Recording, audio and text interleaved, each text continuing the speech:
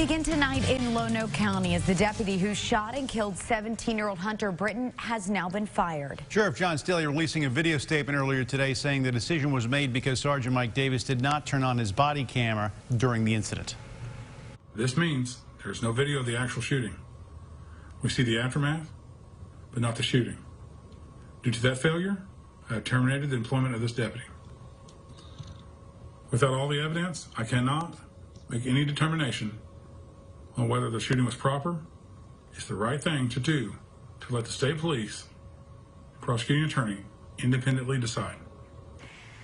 Attorney Ben Crump, who is representing the Brittain family and also represented the family of George Floyd, issuing a statement shortly after the announcement. The statement reads in part, quote, Lonoke County Sheriff's Office did the right thing by terminating former Sergeant Mike Davis when they learned that he failed to activate his body camera during the traffic stop. He goes on to say when officers turn off their body cameras, they turn off their intent to be transparent along with it.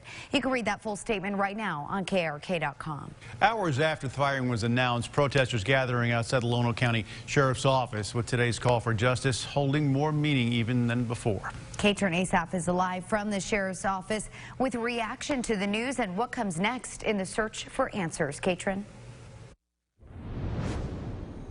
Laura, Bob, the feeling at today's protest was different than in days prior. Family and friends finally getting an update in the death of Hunter Brittain. But although many were relieved that the sergeant responsible was terminated, some say that the fact that no footage was recorded in Hunter's death means the fight for justice continues on. Justice for Hunter! After days of watching and waiting, Thursday's protest brings new emotions as the fight for justice reaches its peak. No matter what color your skin is, no matter how old you are, no matter what your orientation is, it's not okay. Jessica Tuttle has stood here before, staring at the sheriff's office as she pushes for change. This week, she added Hunter's name to a sign full of victims of police shootings, a heartbreaking addition that motivated her to show up. No cop has the right to shoot me, my kids, anybody. But today brought answers, as Sheriff John Staley with the Lonoke Sheriff's Office announced the firing of Sergeant Michael Davis, the one who pulled the trigger in Hunter's death. Did the deputy act legally?